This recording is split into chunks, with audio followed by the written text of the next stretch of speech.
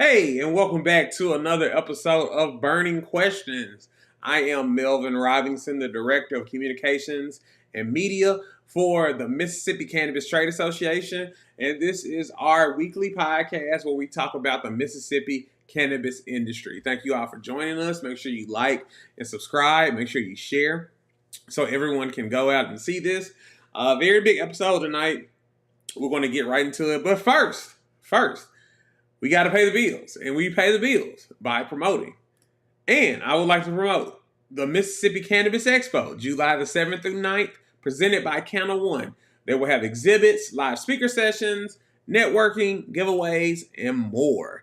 It is going to be taking place at the Biloxi Gulfport Convention Center, and it is going to be from July the 7th to the 9th. You can register at counter1.com. You can also give them a call at 833-422-6626. Or if you need some more detailed information, you can email Marine at counter1.com. Also, our sponsor, Grow Generation, they are hiring in their Jackson, Mississippi store. They are hiring for a part-time sales associate. They're hiring for a full-time sales associate. Grow Generation is one of the largest hydroponic suppliers in the nation. They have over 50 stores throughout the country, and their first store in Mississippi will be opened up in Jackson very soon. So you can go to growgeneration.com/careers, and you can sign up for those there. All right, we have done that.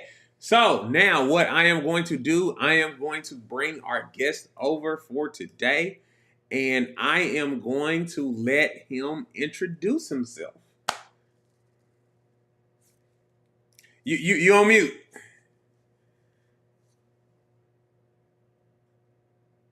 You still on mute.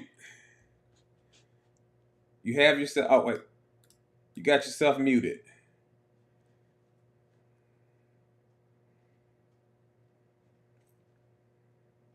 Okay, hold on 1 minute. Let me get you back.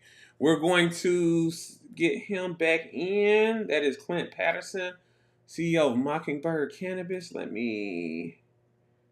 Got you muted there. Give me 1 minute.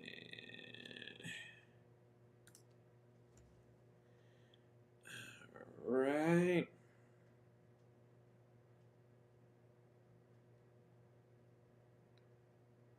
Yeah, so we actually started late because I was having some technical difficulties from my end.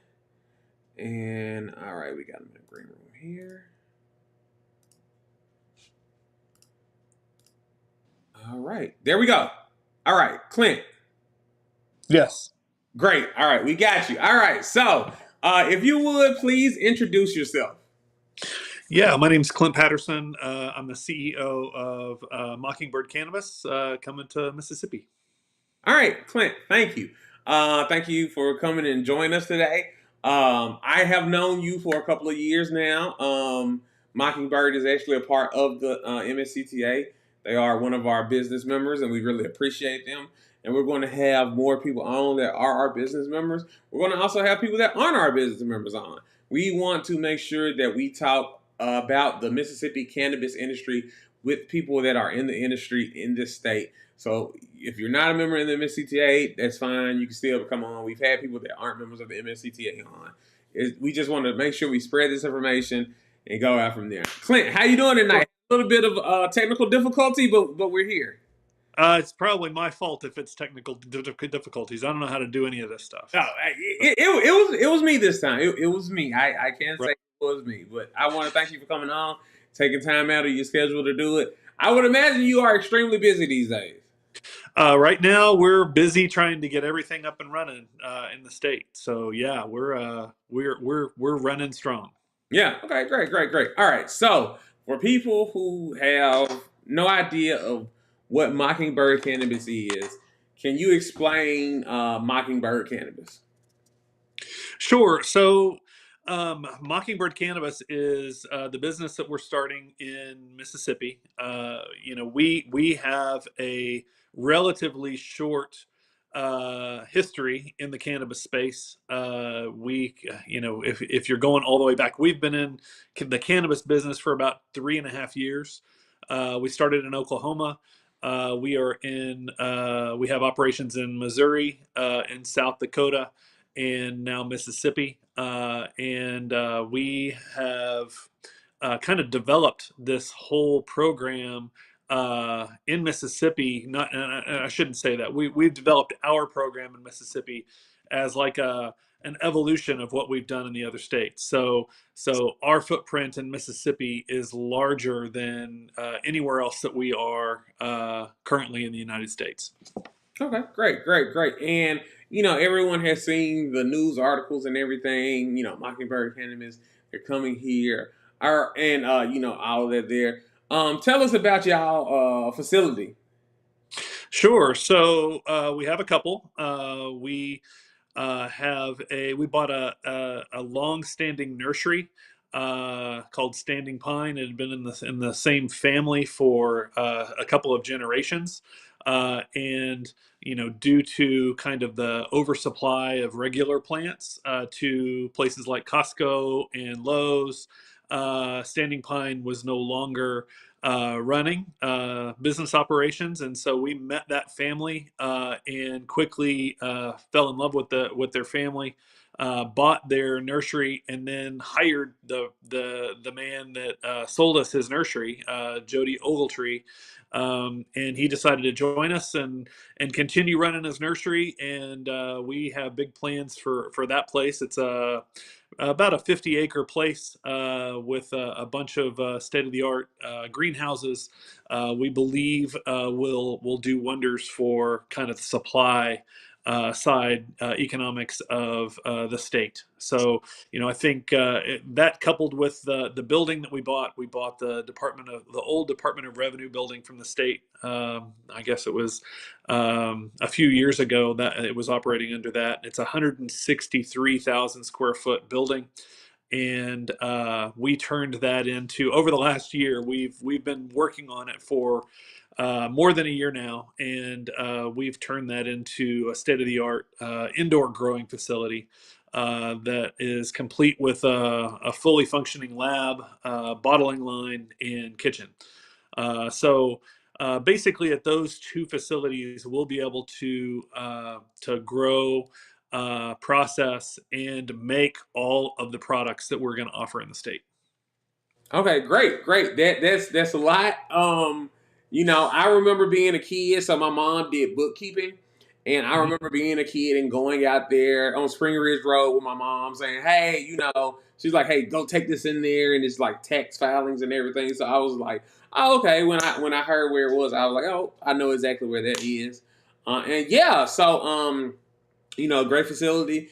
Um, you know, Went out there a couple of times, toured, looking at everything and like that. Um, how much are you all looking to produce as far as for the patients of Mississippi and everything like that? Sure. So, I think people kind of get caught up with the square footage of the building.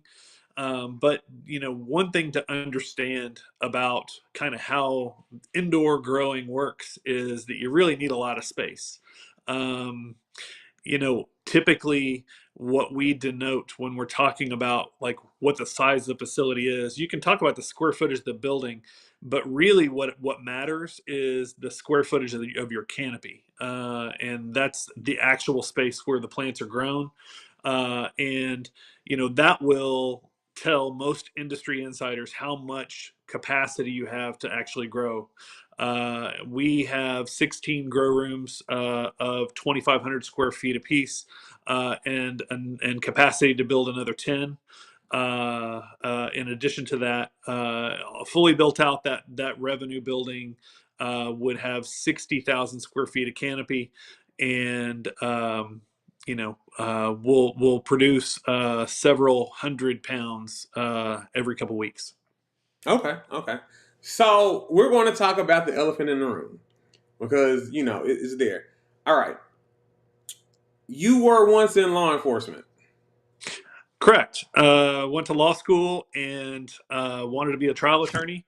And what you do when you want to be a trial attorney is you got to get trial experience. And so I had two choices. I could either go to the DA's office and try cases there, or go to the public defender's office and try cases there.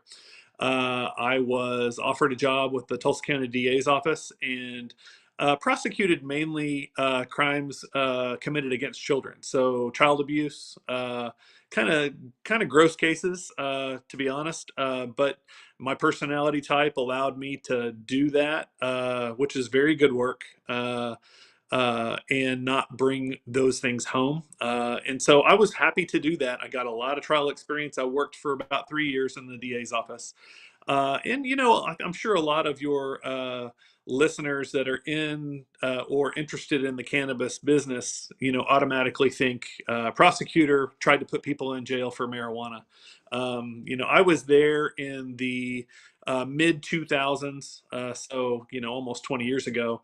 And even then, our office kind of had a policy against really trying to prosecute marijuana. And that really wasn't even my, um, it certainly wasn't my policy, but like I said, I was more in the realm of crimes being committed against children. So, that was really what my focus was. But the office as a whole, I think when I was there was around 60 assistant district attorneys that prosecuted cases. And it really was kind of known in the office that that's not really what we were interested in prosecuting. So, Yeah. uh, so yeah, elephant in the room. I was a prosecutor for a short time. What most people don't know is that I started a firm after that, and ran it for 15 years. Had up to 11 lawyers working for me, and defended people that were charged with crimes. And that's really where I learned a lot about the what I'd call the traditional marketplace in marijuana, how marijuana moves through communities, what it does, kind of um, what the response is from law enforcement, what they were really interested in, and really met a lot of people and really learned a lot about kind of how this plant is grown, and what kind of effects it has as far as medicinal qualities. So, I really learned a lot more about marijuana and the industry from defending people rather than trying to prosecute. Yeah. So I would take it during that time when you were running this law office, and it was time that you could actually get into the business on the in the legal market and everything like that. Is that where your interest came in to actually participating in, in cannabis that way?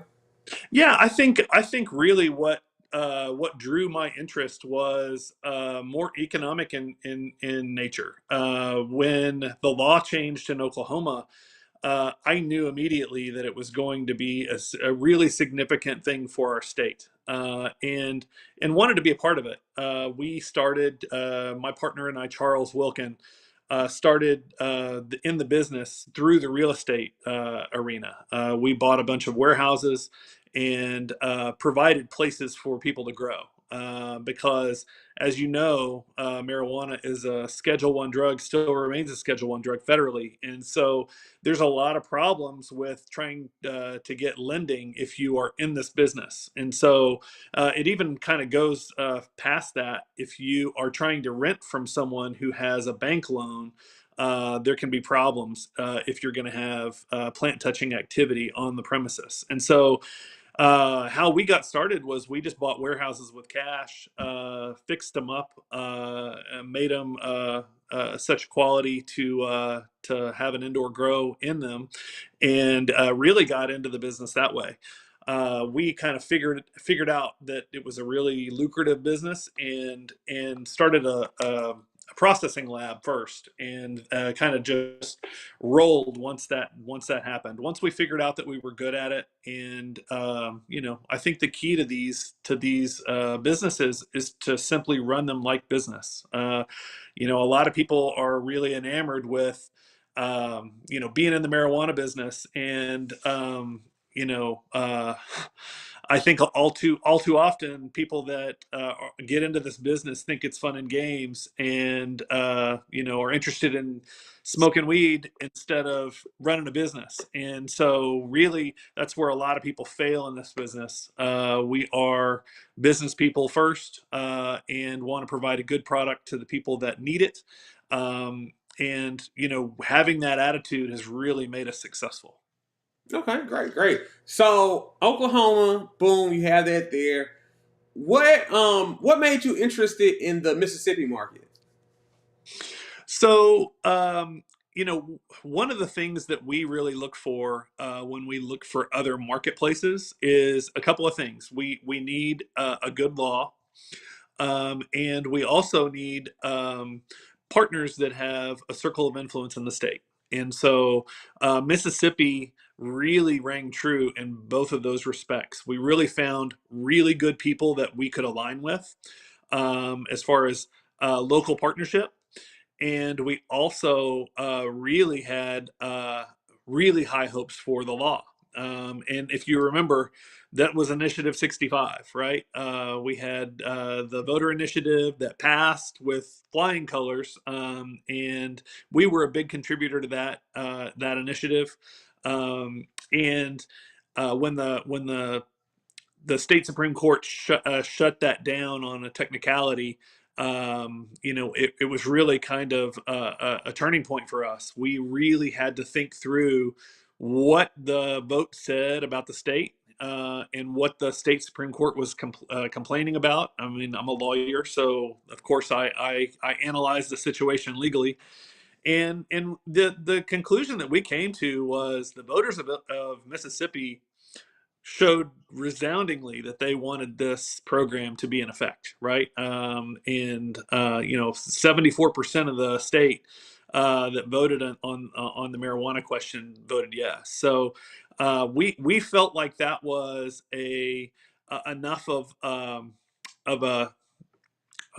I think the voters spoke, right? And so what our perspective was is that even if it had to go through the legislature, uh, I felt like that the state and the legislators would follow the people's voice, and really that's what it ended up being. I'm not sure that we got the exact law that the voters wanted to vote for, but I think that the statute as passed was a good statute, gives us a really good program, and I think it'll be really, really good for the state, the people in the state that need it.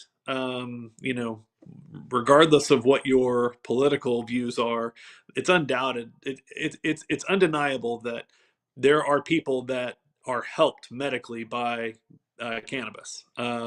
And we have pages of testimonials from people that have used our products, and it's really been life changing for them, whether it be getting them off of opiates, or stopping seizures, or providing someone with the ability to interact with their family while they're dying of cancer, right?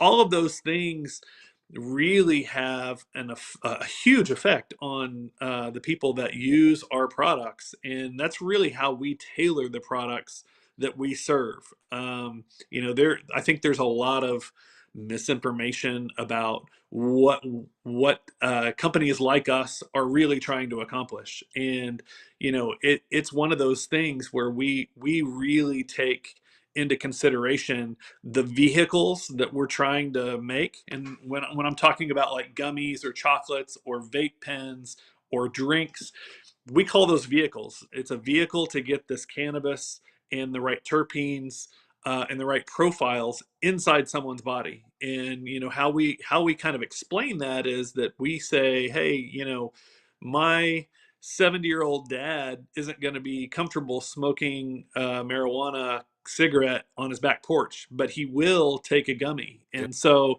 if that is the vehicle that we need to make so that he's comfortable using this and getting the medicine that he needs, then we're certainly going to knock down all the walls to make sure that we provide all those vehicles that serve everyone that has illnesses that we're trying to treat. Oh, that's great. That's great, man. That's great. That's some wonderful work. I'm so glad that you all are here and you can provide that for the people of Mississippi. And let's talk about the people of Mississippi some more. You mentioned a lot of partnerships you did with people when you were building Mockingbird and everything like that. Are there any local companies that you're working with right now or partnering with? Yeah, absolutely. One jumps out right now. We just finished our fertigation system, which is the system that we use to water and feed our plants. And if you can imagine, I know Melvin, you've been inside the building and taken a tour. It's a massive building, and the grow rooms are really far apart. And so we had to have a system put in place where we could automatically feed and water the plants, and make sure that we knew exactly what kind of dosage of nutrients and water that the plants are getting.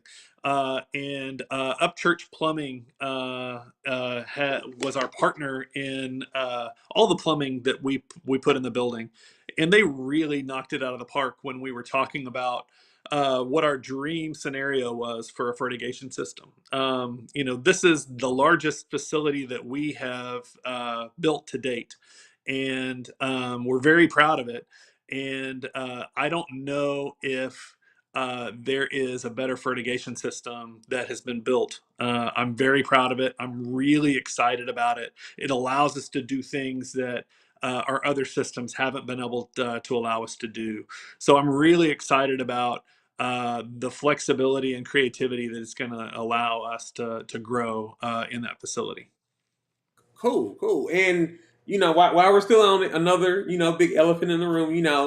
If you've seen the stuff, people are like, hey, Mockingbird is just gonna come in here and that corporate cannabis and everything. Can you kind of like explain that about what you all are bringing to the state and you working with people actually here? What are they saying about us? Oh, corporate cannabis. So it's easy to throw darts at who you perceive to be the big guy, right? I mean, what what we are doing and what we have done is model a company to be successful and to promote a good program in the state. Plain and simple. We are. I actually am from Texas. I moved around a lot as a child, but um, you know, I think what people really need to understand is because there was only a traditional marketplace in Mississippi, there wasn't anybody here that was running a legal business. There just wasn't. And so the legal businesses almost had to come from another state if they had any experience at all. And so what you're going to find is that almost every company that you talk to, if they're of any size, brought experience from other states, whether they do business in other states or whether they brought a grower or brought a lab technician from another state. It's almost required. Otherwise, you're just not going to have the kind of efficiency and production that you really need to see from these companies.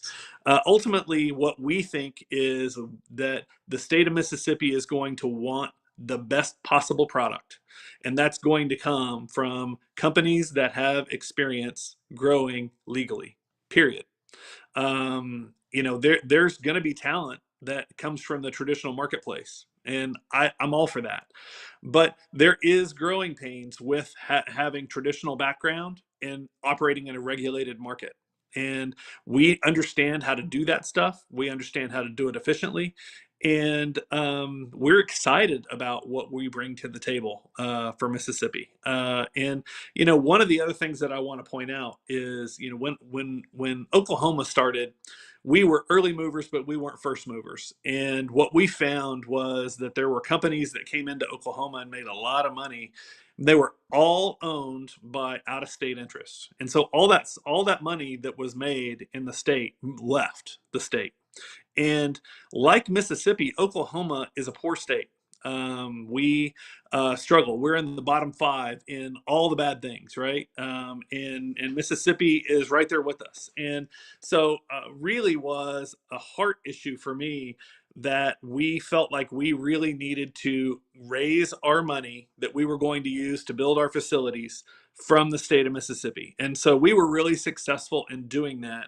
And our thought was that if we do that, then more of the money, more of the profit will stay within the state. And so really that was what our aim was we wanted to become a Mississippi company. We're not an Oklahoma company that's operating in Mississippi. We're a Mississippi company, and we're owned largely by Mississippi people. And so we have experience from other states, but we really, really feel like we're a Mississippi company. We've bought into the community. We're helping with the program, and we want to be good neighbors, and we want to do business here. Yeah. And I think it's really interesting that you say that about talent, coming from the traditional market. Mhm. Cannabis seems to be the only industry that experience is looked down upon. And it's like, hey, people have been doing it, so it is what Yes. it is on that point. Um, are you What you don't also? want is you don't want traditional talent growing down by the river like they used to, Yeah, right? You yeah, want them growing in a state-of-the-art facility where you can control temperature and pathogens and make sure that they test out right and that they're safe for consumption. yeah. And that's the only downside to kind of operating as if you have operated in the shadows before, right? Is that you might be willing to cut some corners and ignore some safety issues. And that's really the only downside to traditional experience. And so, you know, we have many people that have joined our company that have traditional experience, and so we just have to be really careful that we are operating in the highest standards and make sure that we're putting out safe product. And Mockingbird. Let's talk about jobs. Uh, Hmm. People hear 160,000 square foot facility. They hear about the nursery and everything. How many jobs are you all bringing to the state? So we brought some experience with us, and I would guess that we would hire somewhere between 150 and 200 employees to work on the grow, sales, dispensaries, lab, kitchen, bottling line. So we're talking about a significant addition of employees. And what I would say is, I think it's different than, big companies that traditionally come in to a state, right? What we feel like with the people that we hire, we typically don't have a lot of turnover. And the reason is because we feel like we're offering people careers and not jobs, right? We are looking for people to join our team and stay with us. And because of that, we have a different attitude about pay. We want to pay you or pay people as if they are going to be with us forever, and offer them realistic ways to make a lot of money, because this industry is hard work. It's really hard work. And if I can't offer someone the ability to look down the road and understand how it's going to be good for their family to work with us and to learn how to do things our way, learn our process, learn our program, and roll up their sleeves and work hard. Because that's really what we require. We require all in. But if people are willing to do that, they're going to have a career. And we have a program that allows for upward movement. I'm sure every company will say that, but we really do. We have a guy that is. I don't know if you've met Bryce. Have you met Bryce? I think I have met Bryce. I think Okay, sure. Bryce Palmer is a unique guy. I think he just turned 23. He's been working with us since we started in Oklahoma, and he's one of the guys that we brought to Mississippi. And he started working in a field. We grew outdoor in Oklahoma. It's not allowed in Mississippi. And how we grew outdoor, we grew vineyard style, and he hand watered 3,800 plants every single day, hand watered. That's a lot. And he never complained. He worked hard. I think he was 19 at the time. And he above almost everyone else in our company has taken the opportunity and run. He is learning at every turn. And he started at the bottom, and he is close to the top now. He is a significant piece of our cultivation team coming to Mississippi, and I'm really proud of him. He has always done exactly what needed to be done, no matter what time it was, no matter how tired he was. And it was the type of commitment that we really, really look for. And if you're willing to give that, I can just tell you that it doesn't take long to move from the bottom to the top in this industry. And so it's a great place if you really want an opportunity to come and roll your sleeves up, like I said, and learn. And you mentioned, I know you mentioned sales as well, so y'all are going to be doing Mhm. dispensaries as well. Sure. Well, we'll have some significant dispensary partners. I would guess that we might have one or two Mockingbird dispensaries just to kind of promote education and to get kind of the word out as far as how things should run. But really, what we are as a heart from our perspective is that we're really a production company.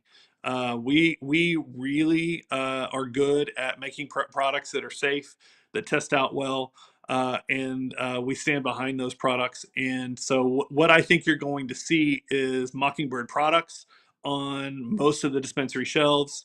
There's going to be some companies that will try to gravitate towards only offering their produced products in their own dispensaries. But what we really want to do is to offer our products to other dispensaries to sell through to customers. We will eventually have some dispensary partners, like I said, but we won't be. Our plan is not to be exclusive with any one dispensary chain. Yeah. Okay. Okay. Yeah. Totally understandable. You want to reach every corner you can. Sure. Yeah. Yeah. For sure. For sure. All right. So, is there any? We're going to start wrapping it up. We Okay. started late, but I just wanted to make sure we got you on. Is there any way people? Are you all hiring right now or anything? We are. We're in the process of hiring. We just ran a job fair not too long ago. It was really good turnout. Um, like I said, we're hiring between 150 and 200 people. So, the job fair is not going to satisfy that. If you are interested in the cannabis industry, come talk to us. You can reach out to Mockingbird Cannabis. You can take a look at the website. There are links to employment opportunities, and you can talk to our HR manager, Kurt. I think, Melvin, you've met him. Kurt's a great guy. He will sit down with you and talk through all the aspects of what we're going to do and what kind of opportunities we have. He is a great dude, and it's a good way to spend your time. Even if you're not positive that you want to be in this industry, call us. We'll answer all your questions, and we'll let you know what opportunities we have and how you fit. Great, great. Well, Clint, I just want to thank you for coming on again. Thank you for sticking with us even through those technical difficulties. I cannot wait for Mockingbird to get rolling and everything. I can't wait for it to see what y'all provide to the patients of Mississippi. Yeah, once we the Department of Health is working hard on turning those applications around for everyone, and once we get our license in place and can have plants on the premises, I'll invite you back, and maybe we can do some sort of podcast or video from on location so that people can see the plants growing. For sure, for sure. Yeah, I love it. Sound good? All right. Well, Clint, thank you for coming on again. This has been another episode of Burning Questions. I am Melvin Robinson, the Director of Communications and Media for the Mississippi Cannabis Trade Association. We do this every Tuesday on Facebook Live and YouTube. You can tune in at 7 p.m. It's a simulcast. And also these episodes are going to be up the next day, Wednesday, on your favorite DSPs. That's Spotify, Google, Apple, all those kind of things. Again, we want to thank Clint Patterson for coming. And visit mockingbird-cannabis.com. Yep.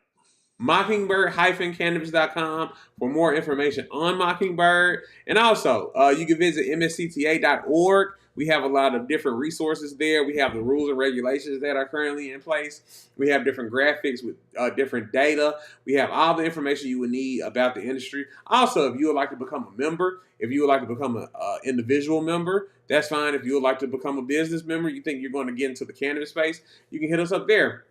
Just email us at memberships@mscta.org and we can go from there. Also, if you would like to be a sponsor of the podcast and have anything featured on the podcast, please, personally, give me an email, melvin@mscta.org. I am not hard to find. I have been on the news every other day for the past 3 months. I am not hard to find at all. It is insane. They can't keep a camera in my face. I appreciate it, but they cannot keep a camera in my face. And yeah, thank you. But yeah, go ahead. One more thing. So you talked about sponsorships, and a really good way to learn about the industry is to go to those conferences. And that's how we started. When we first got into the industry, we went, just walked the aisles, talked to people, shook everybody's hand, and just asked questions. And so that is invaluable, to talk to people that are in the industry, and then talk to people that are trying to get into the industry. You're going to learn a lot.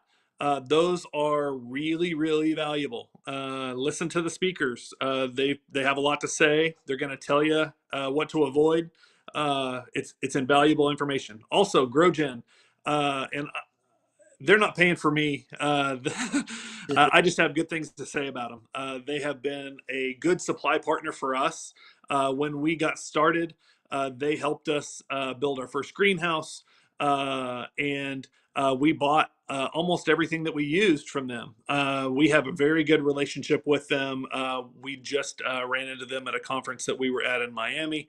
They continue to grow at an unprecedented level. They are the people. They're the Lowe's of the growing industry, and they're a wealth of knowledge as well. If you ever have anything that you need, they're people that you can go and talk to. If you're thinking about trying new products, go talk to them. They have really good information, and they have a really good idea of what works and what doesn't. And so, if you're just starting out in this industry, that's a really, really good place to start. And yeah, and we're going to also have them on here since they are, one of the sponsors of MSCTA. Yep.